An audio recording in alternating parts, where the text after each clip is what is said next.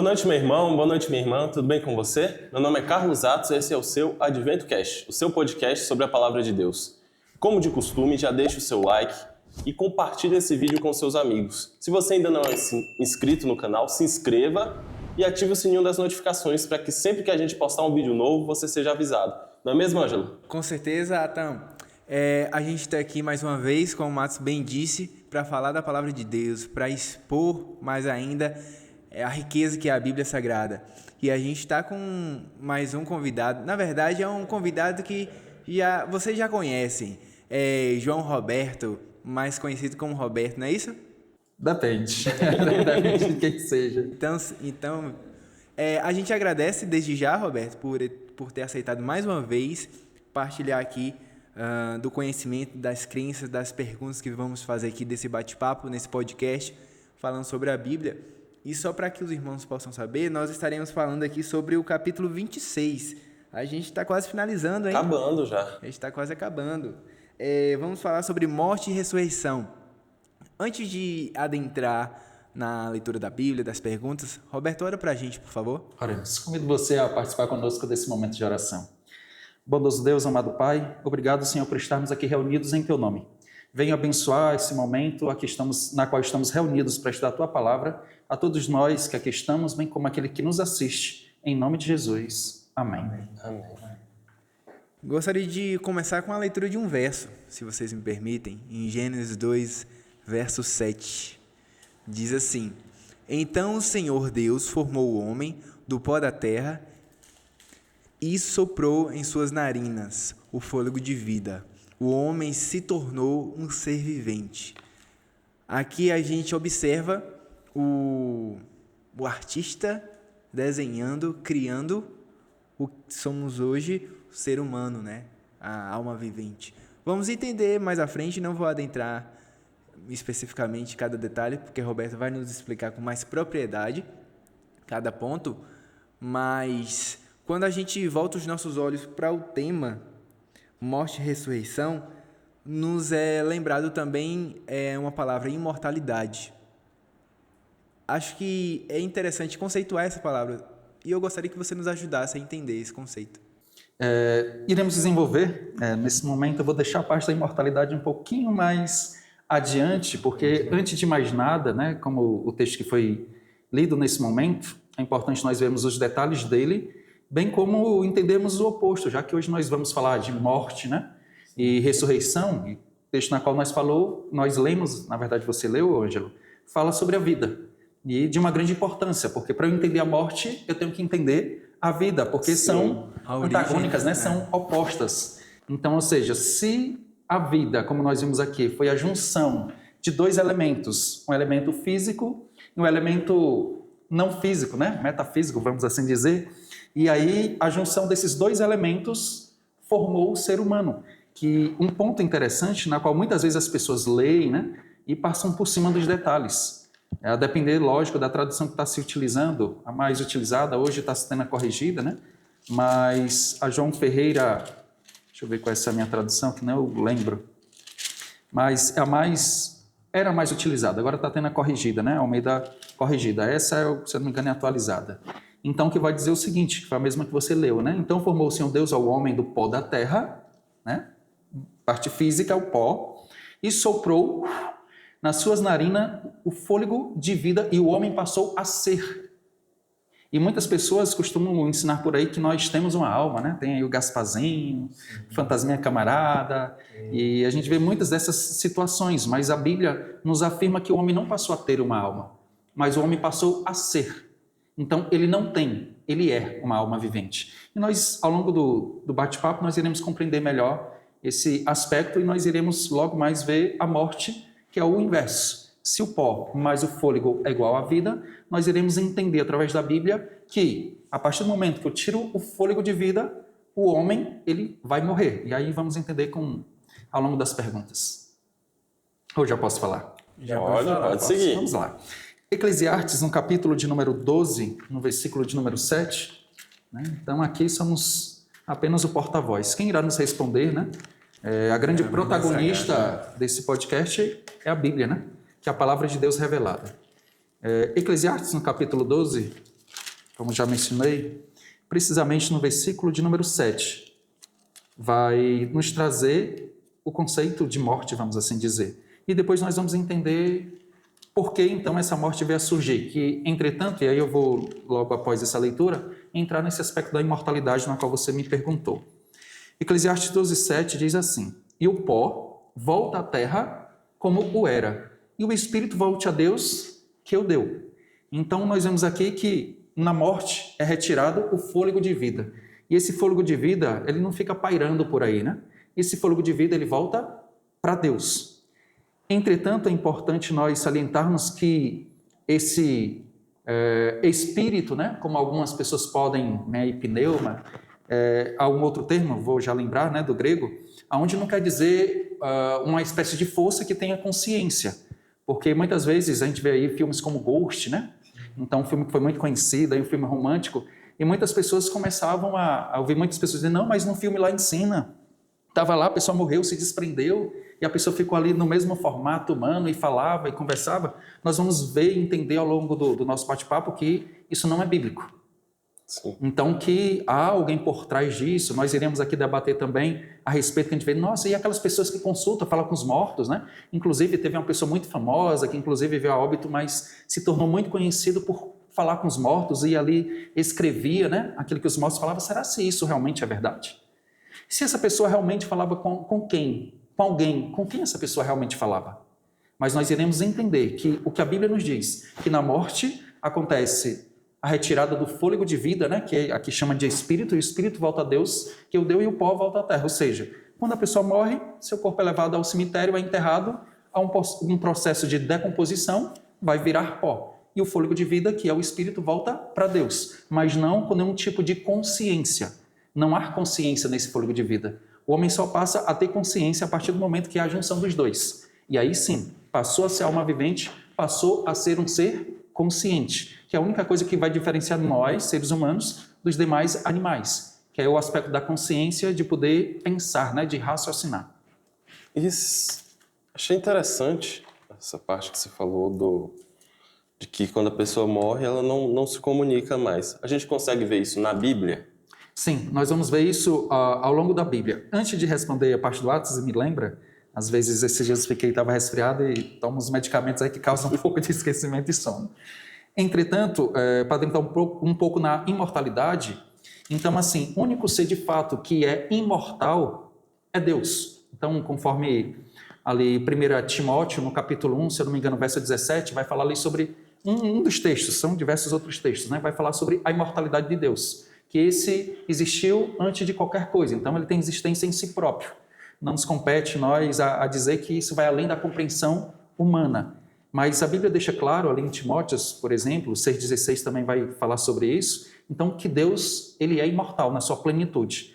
Entretanto, o ser humano, ele recebeu uma imortalidade, mas uma imortalidade condicionada. Então, ou seja, foi proposto quando Deus criou os seres humanos, né? Primeiramente ali Adão do pó da terra, depois a história, né, de Eva, ele retira da sua costela. Então, ele deu uma condição. Então, o homem, ele recebeu uma imortalidade, mas imortalidade condicionada. Em outras palavras, havia uma condição. Então, o que está lá em Gênesis capítulo 2, versículo 16 e 17, que diz o seguinte: E o Senhor Deus lhe deu esta ordem: de toda árvore do jardim comerás livremente, mas da árvore do conhecimento do bem e do mal não comerás, porque no dia em que dela comeres, certamente morrerás. Sim. Então, ou seja, enquanto o homem estivesse em obediência, se o homem não transgredisse essa orientação que Deus deu, o homem viveria eternamente. Mas se o homem desobedecesse, então a ordem era clara, né? A orientação era clara: se comeu, certamente o quê? Morrerás. Então Deus, ele é imortal em toda a sua plenitude, mas o ser humano, no primeiro momento, quando foi criado, recebeu uma imortalidade condicional. Pergunta. Acredito que você já ia seguir, mas eu quero fazer essa pergunta. Você falou aí sobre certamente morrerá. A gente observa aqui no verso que eu li inicialmente, 2:7, fala sobre o processo de criação. Mas como é que funciona o processo da morte? O que acontece quando nós morremos? Pronto, inclusive eu creio que vai ao encontro da pergunta de Atos, né? Então, seja, o que acontece? Primeiro aspecto, a morte é apenas um salário, uma consequência, como nós vimos. Então, o ser humano, quando Deus o criou, embora com uma imortalidade condicionada, mas para viver eternamente, né? Em um paraíso, e aí já veio os outros temas, né? Que vai tratar, vamos depois ver a parte de restauração, creio que vai ter esse tema também sobre a nova terra. Sim. Entretanto, assim, é importante frisar isso, e lá em Romanos 6,23 vai dizer isso, porque o salário do pecado é a morte, porque Deus já tinha dito, se comer, certamente morrerás. Entretanto, ao mesmo tempo, Ele nos dá esperança, mas a vida eterna, né, Ele nos oferece através de Cristo Jesus. Nós iremos entender, que aí vai para a pergunta de Atos, que vai vir ao encontro, né, se existe algum tipo de consciência, é isso? Isso. Se existe consciência... Qual é o estado das pessoas quando elas morrem? Vamos ver lá. Eclesiastes, capítulo 9, creio que vai nos trazer. Trouxe aqui alguns textos, tem muito texto, sempre eu trago muitos textos. Então a gente vai citar os principais. Mas, se eu não me engano, vai ser capítulo 9, verso 5.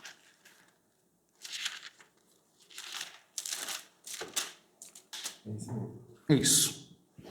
Que diz assim, ó, porque os vivos sabem que hão de morrer, mas os mortos não sabem coisa nenhuma. Nem tampouco terão eles recompensa, porque a sua memória jaz, ou seja, está entregue ao esquecimento. Amor, ódio, inveja, para eles já pereceram. Para sempre não têm eles parte em coisa alguma do que se faz debaixo do sol, ou seja, do que se faz aqui nessa terra. Então a Bíblia é muito clara em dizer que os vivos, nós vivos, sabemos que um dia nós haveremos de morrer. Entretanto, também nós iremos aprender hoje que haverá duas mortes, né? Iremos falar sobre a ressurreição, haverá duas mortes para alguns, nem todos, né? Alguns irão sofrer uma segunda morte, outros não. E aí iremos adentrar, quando nós formos adentrar mais na parte das ressurreições, né? De modo geral. Nós iremos entender que haverá duas ressurreições de modo geral, porque houve algumas especiais e haverá outras. Então, esse é o ponto. Então, os mortos não sabem de coisa nenhuma, eles estão em total esquecimento. Eles não sabem de coisa nenhuma, mas aí o corpo se divide, a alma vai para onde? O físico, como é que é? Ou não é assim, é junto? Eu creio que foi até respondida lá naquele momento que a gente falou Eclesiastes 12:7, né? Que a parte material, a parte física, vai ao cemitério, é o processo de decomposição, volta a pó, e o fôlego, que nada mais é o espírito, né? Concedido não, esse espírito, como se fala por aí, fica vagando, que tem a alminha, se desprende do corpo, não, o fôlego. Apenas, ou seja, esse fôlego volta para Deus. E quando nós formos falar da ressurreição, então vai novamente existir a união do pó, né? Mais o fôlego, e vai novamente ressurgir a vida. Muitas pessoas acreditam que após a morte ainda continua com a consciência, que se comunica e defende até textos bíblicos, como, por exemplo, o de Saul, que foi, em uma certa ocasião, procurar pelo profeta Samuel, que já havia morrido há algum tempo, e Saul acreditou ter falado com Samuel.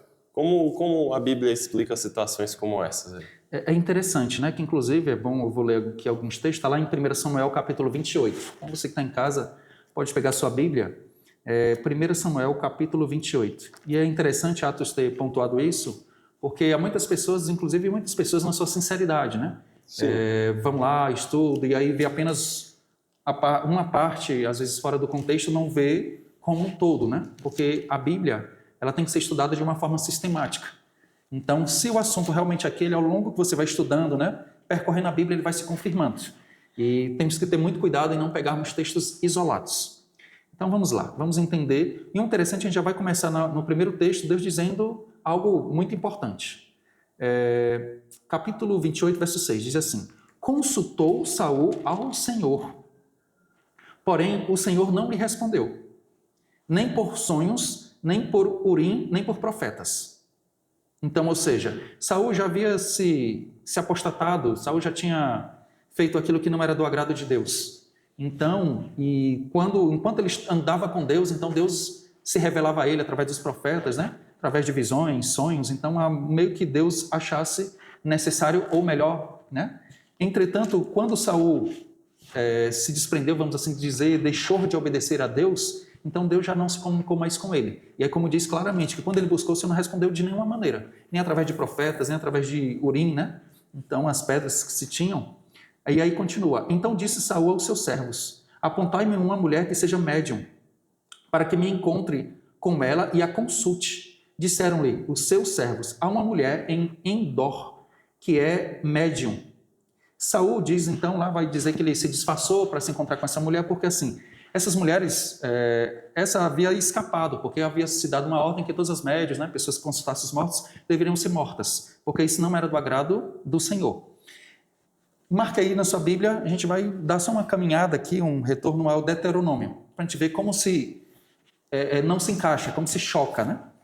Então, lá em Deuteronômio, capítulo 18, é o 5º livro da Bíblia. Você que está em casa,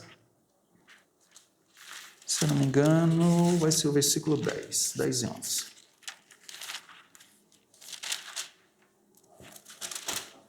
Isso mesmo.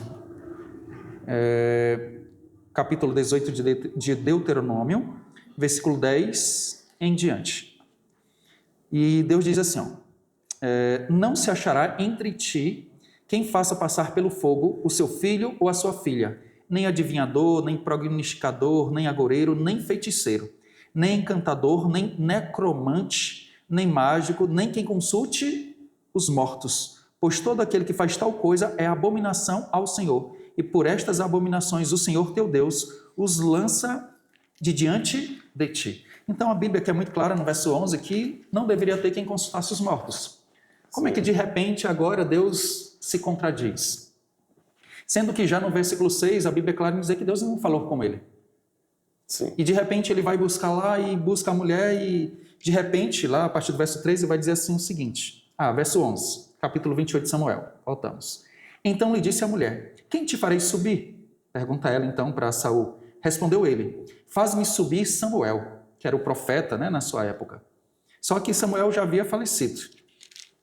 Vendo a mulher a Samuel, gritou em alta voz. E a mulher disse a Saul: por que me enganaste, pois tu mesmo és Saul? Verso 13, respondeu-lhe o rei: não temas. E aí pergunta: que vês? Então a mulher respondeu a Saul: vejo um Deus que sobe da terra. Daí aqui está com um D minúsculo, né? Não está se referindo ao Criador. Versículo 14, perguntou ele: como é a sua figura? Respondeu ela: vem subindo o ancião, está envolto numa capa. Entendendo Saul que era Samuel, olha só, entendendo Saul que chegou a essa conclusão, que era Samuel, inclinou-se com o rosto em terra e se prostrou. E aí vai lá, ele conversa, e aí esse, na concepção que era Samuel, diz, olha, ele queria saber se iria vencer a batalha ou não, né? Ele estava em batalha do dia seguinte. E aí ele disse o seguinte, você vai perder a batalha e você ainda vai ser entregue juntamente com seus filhos, ou seja, você vai ser derrotado. E aí Saul entrou em desespero. Porém, aqui deixa claro que não era o espírito de Samuel. Por quê? Porque Deus disse, já condenou. Como é que Deus vai aprovar aquilo que ele já havia condenado? Então, ou seja, houve essa compreensão por parte de Saul.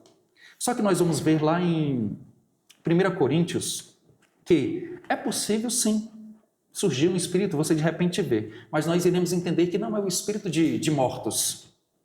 Não há. Mas vamos entender que quando o inimigo ele foi lançado para a terra, ele não foi lançado sozinho. Ele foi lançado com seus anjos. E nós vamos ver lá em Coríntios que deixa muito claro que o inimigo ele pode se transformar em qualquer criatura, inclusive num anjo de luz. E diz a Bíblia, não é muito, pois, que os seus ministros, ou seja, os seus anjos, os anjos caídos, se transformam em ministros de justiça. Então, há essa possibilidade. Inclusive, lá também em Mateus, capítulo 24, verso 24, diz que surgiriam falsos cristos e falsos profetas, operando tão grandes sinais e prodígios que, se possível, enganariam os próprios eleitos. Esse texto de Coríntios, só para você procurar em casa, se eu não me engano, é capítulo 11. Aqui é tanto texto aqui que tem hora que nem eu encontro. Mas é capítulo 11, vai ser primeiro ou segundo, só para você ver na sua casa.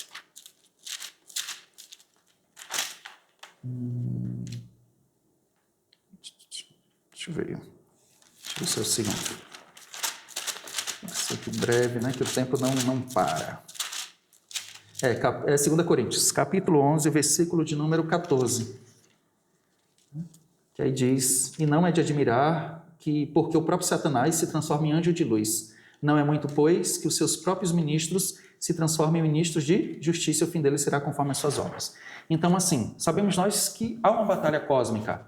Então, isso, creio, já foi estudado, né? Há um grande conflito. Então, nesse momento, temos anjos de Deus, né? Para nos proteger, mas também temos anjos das trevas. Então, assim, nós nunca estamos sozinhos. E muitas vezes pessoas, né, quando vão buscar, e aí o filme que eu falei, Ghost, né, que semelha a isso, alguém lá, uma médium, que se comunica, Então, isso não é de acordo com a Bíblia, porque como já vimos lá em Deuteronômio, não deve haver quem consulte os mortos. E ali o outro ponto também é esse, que Satanás ele pode, que as pessoas dizem, não, mas que lá no filme inclusive tem esse contexto, pessoa, nossa, só pode ser ele mesmo, porque só estávamos nós dois e não poderia ser. Então, assim, o inimigo é astuto, ele sabe todas as coisas. Então, tudo que acontece, você nunca está sozinho.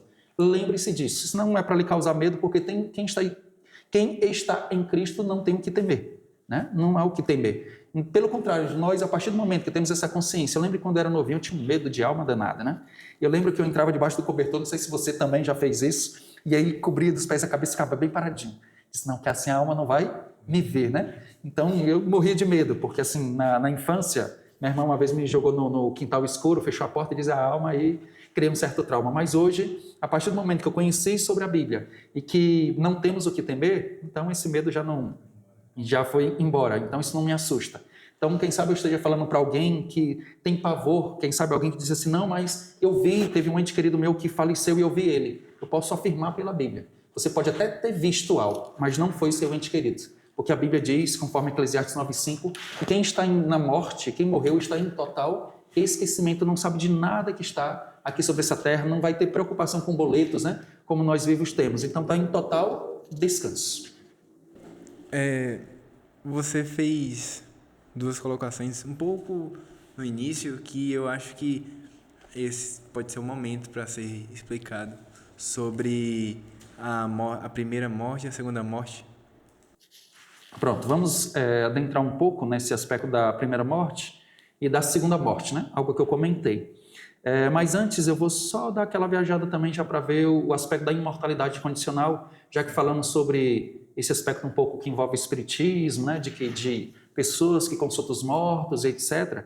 E aí já vem também o encontro reforçando a pergunta que você fez no início sobre a imortalidade. Sim, sim. Sabemos que o inimigo, assim como a morte é o inverso da vida, o inimigo ele sempre vai ser contrário ao que Deus diz. Deus vai dizer uma coisa, ele sempre vai dizer o contrário. E como eu falei que a imortalidade do homem era condicional e a condição era a obediência. Não comer do fruto, né? Alguns dizem aí que é a maçã, mas a Bíblia não diz que o fruto era esse, apenas que era o fruto do conhecimento do bem e do mal. Então, essa era a condição, a obediência. Mas a orientação era clara, se desobedecesse, certamente morreria. E aí nós vamos ver lá em Gênesis capítulo 3, o inimigo, quando ele usou da serpente, né? Para enganar Eva.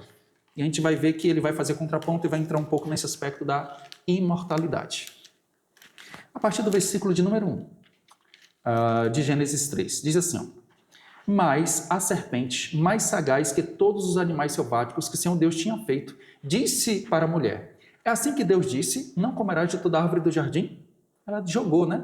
E a mulher estava consciente, para você ver como a mulher estava consciente. Verso 2, respondeu a mulher, do fruto das árvores do jardim nós podemos comer, mas do fruto da árvore que está no meio do jardim, disse Deus, dele não comereis, nem tocareis nele, para que não morrais.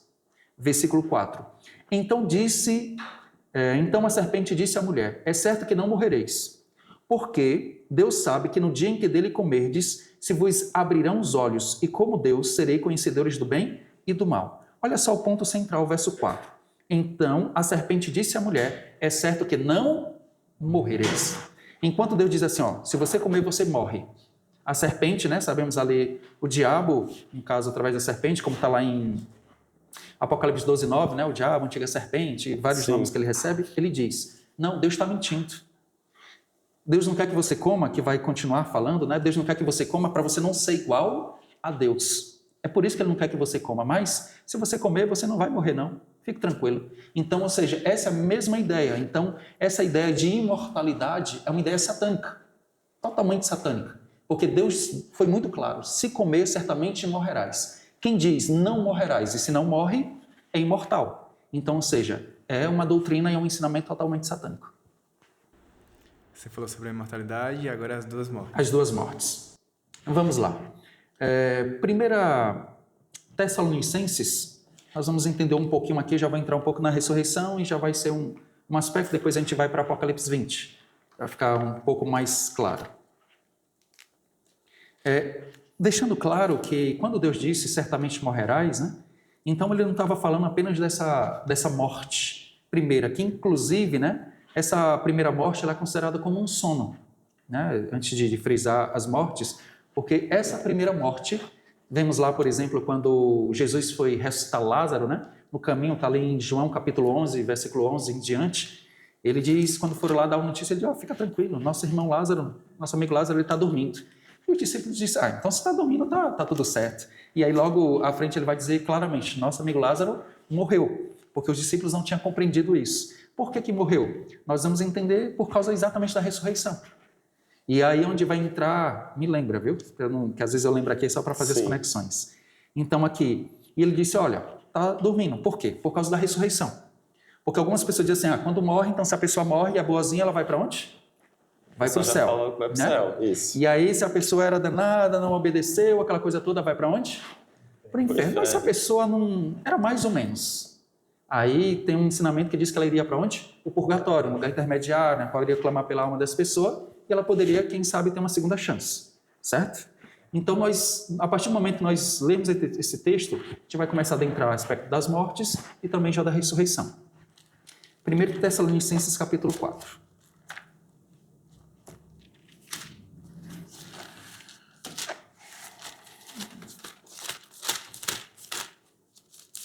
A partir do versículo de número 13. 3 ou 13? 4, a partir do versículo 13. 13. Já tem um subtítulo aqui, né? A situação dos mortos em Cristo e a vinda do Senhor. Exatamente. Aí, lógico, a depender da sua tradução, pode ter um outro subtítulo. Mas diz assim, versículo 13. Não queremos, pois, irmãos, que sejais ignorantes com respeito aos que dormem, para não vos entristecerdes como os demais que não têm esperança. Mais uma vez aqui ele vai enfatizar sobre o sono, né? Então ele chama os que dormem, só que aqui é os que estão mortos, que essa é a primeira morte. Mas como é uma morte temporária, nós iremos entender, por isso ele chama apenas que é um sono. Mas como nós já vimos, é um sono na qual não há consciência. É em total inconsciência, que fique claro. E aí continua, pois se cremos, diz Paulo, né? E assim, ele começa com um alerta. Olha, eu não quero que vocês sejam como as outras pessoas, que vocês fiquem sem o conhecimento, que vocês estejam ignorantes. Ele enfatiza bem isso. E aí continua o verso 14. Pois, se cremos que Jesus morreu e ressuscitou, assim também Deus, mediante Jesus, trará em sua companhia os que dormem, ou seja, que estão mortos. Então, ou seja, que já morreram pela primeira vez. Ora, ainda vos declaramos por palavra do Senhor isto, nós, os vivos, os que ficarmos até a vinda do Senhor, de modo algum precederemos os que dormem, ou seja, preceder, se antecipar, ir antes, né? Porquanto, verso 16, porquanto o Senhor mesmo, dada a sua palavra de ordem, ouvida a voz do arcanjo e ressoada a trombeta de Deus, descerá dos céus e os mortos em Cristo ressuscitarão primeiro. Verso 17, depois nós, os vivos, os que ficarmos, seremos arrebatados juntamente com eles. Eles quem? Os mortos em Cristo que ressuscitaram primeiro. Aí diz, né, juntamente com ele, entre as nuvens, para o encontro do Senhor nos ares, e assim estaremos para sempre com o Senhor. Vamos lá, antes de explicar, Apocalipse 20. A partir do versículo de número... Deixa eu ver aqui. Pronto. Capítulo 20, verso 6. De Apocalipse. E a gente, que tem um tempo, a gente tem que maximizar, né? Verso 6. Pode ler para nós? Já li bastante. 26? Isso. Capítulo 20, verso 6. Felizes e santos os que participam da primeira ressurreição. A segunda morte não tem poder sobre eles. Serão sacerdotes de Deus e de Cristo e reinarão com ele durante 1000 anos. Ok, então que diz claramente que felizes, né, e santo é aquele que tem parte na primeira ressurreição. E aí deixa claro que sobre esse não quem ressuscitar na primeira ressurreição não vai ter a segunda morte. Vamos ter um outro tema que vai falar sobre o milênio, mas vai entrar mais nesses detalhes, né? Sim. Então nós não iremos nos aprofundar nesse ponto. Então aqui, o ponto central é: quando Cristo vier, vão ter pessoas vivas. Inclusive Paulo acreditava, né, que quem sabe Jesus ia voltar nos seus dias, né? Tanto que eles pregaram com toda a convicção a palavra de Deus, e é isso que está faltando a nós hoje, né? Pregarmos, temos hoje tecnologia, tantos meios de pregar o evangelho, e estamos acomodados. E na época, com os poucos recursos que tinha, eles deram o melhor dele para pregar o evangelho. E ele já acreditava que Jesus viria nos seus dias, né? E ele disse, olha, nós os vivos, os que ficarmos, né? E ele diz logo, ó, ninguém vai um na frente do outro. Porém, aqueles que já morreram, né, que estão dormindo, haverão de ressuscitar primeiro. Quem vai ressuscitar primeiro? E a gente vai ver depois lá em João capítulo 5, Evangelho, que vai dizer que alguns vão ressuscitar, né, para receber a recompensa da vida eterna, e outros vão ressuscitar para receber a condenação, o juízo. Então, o que acontece? Ressuscitam quem morreu em Cristo, quem morreu em obediência.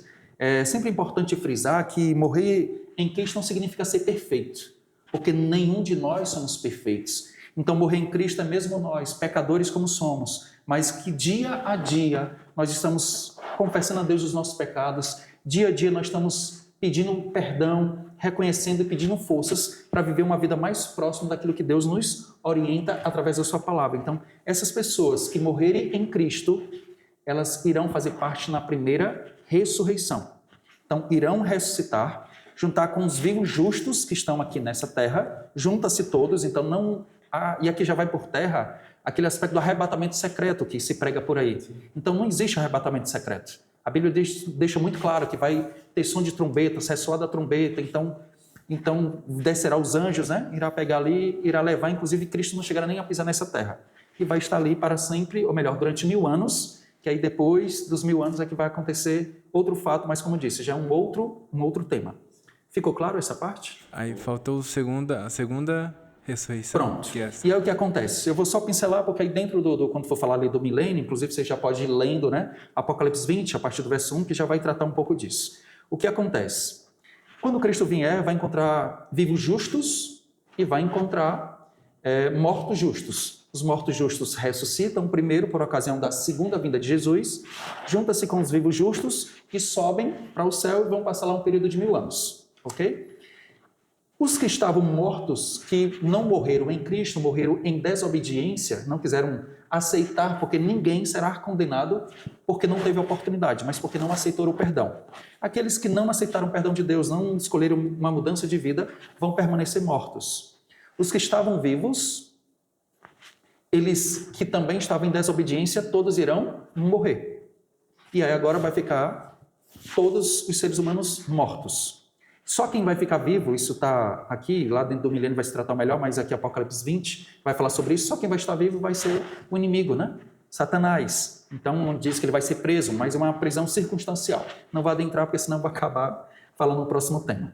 Então, esse aspecto. E aí vamos entender que após o milênio, aí Jesus vai vir uma terceira vez, né? A nova terra, vai ter esse assunto também. Aí é que vai acontecer a segunda ressurreição. Para ver agora, então, a morte eterna, que aí é a segunda morte. Então, todos vão passar pela primeira morte e vão ressuscitar depois para poder sofrer a segunda morte. Mas como nós vimos Apocalipse 20, verso 6, quem faz parte da primeira ressurreição não irá sofrer a segunda morte.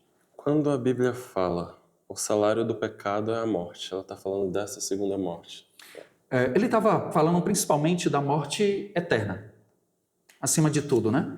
Porque somente Cristo era que poderia pagar o preço da morte eterna.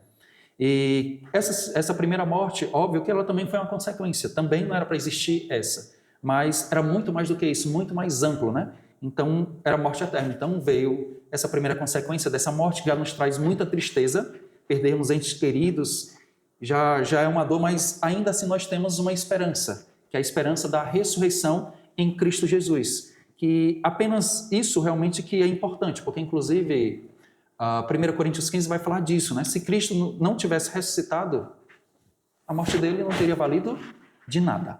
Então, ou seja, a ressurreição é o que realmente deu validade ao ministério de Cristo aqui de intercessão por nós, né? Para poder os nossos pecados serem perdoados. E tanto que lá vai dizer, se Cristo não ressuscitou, seria vã a nossa fé. Está 1 Coríntios capítulo 15. Então, é importante frisar isso. Então, essa primeira morte foi consequência do pecado, mas a consequência maior realmente é a segunda morte, que é a morte eterna. Fantástico. Tinha uma série de perguntas aqui, mas Roberto, ele conseguiu esclarecer muito bem, né, Atos? Sim. Boa parte delas, e quando não, a gente conseguiu te fazer aqui as perguntas.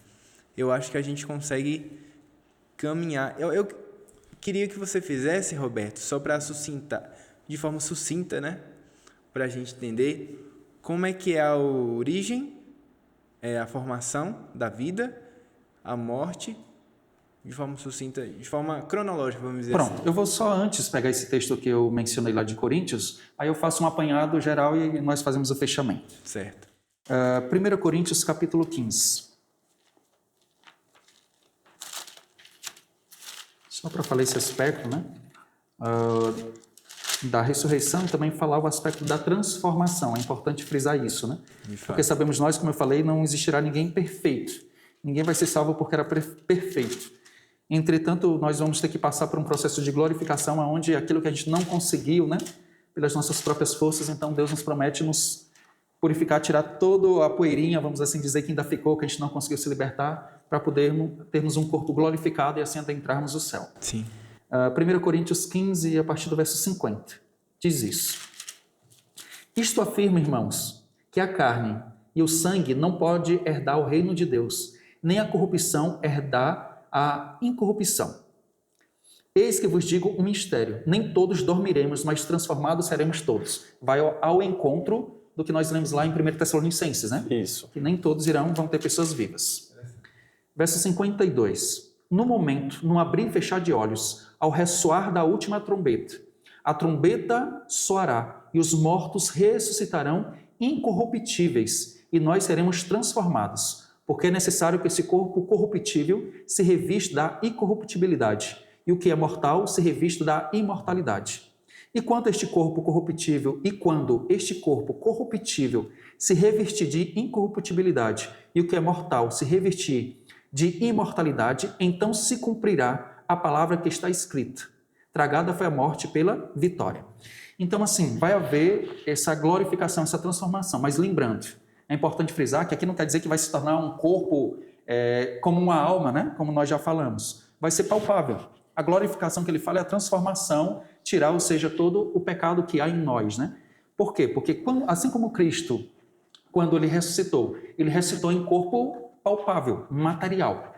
Então, nós iremos, não é quando ele fala espiritual, não é nesse sentido de que é algo vago, que não tem como se pegar, como se apalpar. Então, que fique muito claro isso. Então, é um corpo físico, sim. Mas a glorificação é no sentido de espiritual. Assim como diz, Deus é espírito e importa que os seus adoradores o adorem em espírito e em verdade. Então, é nesse aspecto, não no aspecto de espiritual, no sentido, como já viu, essa ideia de que uma alma que fica vagando por aí e que a gente tenta pegar e a mão atravessa, isso é coisa de Hollywood, viu? Que fique claro.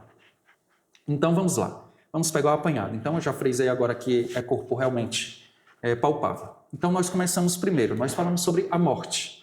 E aí, para falar sobre a morte, nós falamos antes da vida. E aí, começamos com Gênesis capítulo 2, verso 7, que Deus formou o homem do pó da terra, soprou nas suas narinas o fôlego de vida e o homem passou a existir, ou seja, existiu o ser humano. Então, com consciência. Então, que fique claro isso. O homem consciente foi a junção do pó mais fôlego. A morte, conforme Eclesiastes 12, 7, né? E por coincidência também é verso 7, né?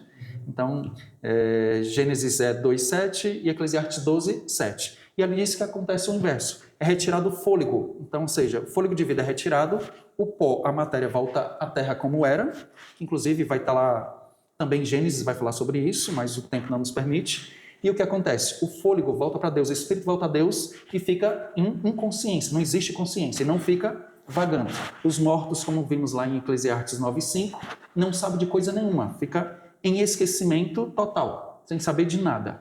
O que acontece? Por ocasião da volta de Jesus, a segunda vinda de Jesus, os mortos em Cristo ressuscitam, encontram-se com os vivos justos, ao processo de glorificação conforme 1 Coríntios 15, a partir do versículo de número 50, e sobem para o céu.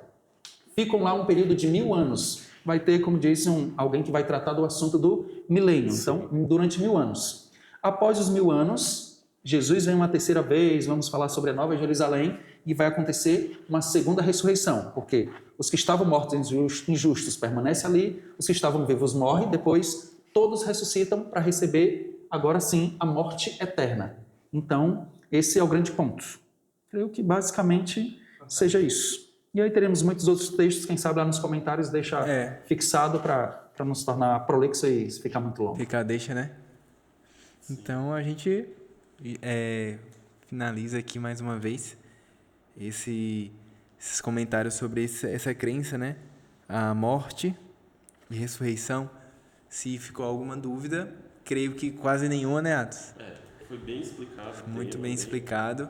Muitos versos, como ele falou no início, muitos versos a gente conseguiu ver aqui na Bíblia que está nos respondendo. Na verdade, em todas as nossas perguntas está na Bíblia, né?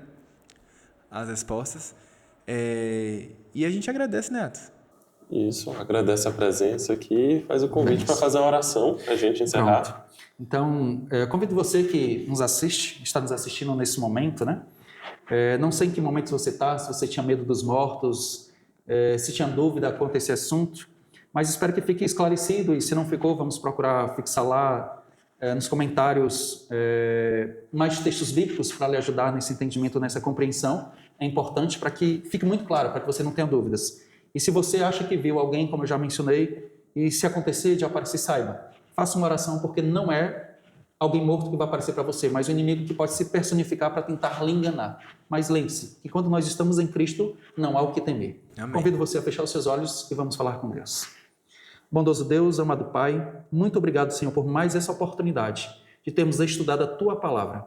Que Teu Santo e Bom Espírito possa, Deus, impressionar nossa mente e nosso coração, para não buscarmos nossas próprias interpretações, mas que a interpretação seja conforme o Teu Santo e Bom Espírito.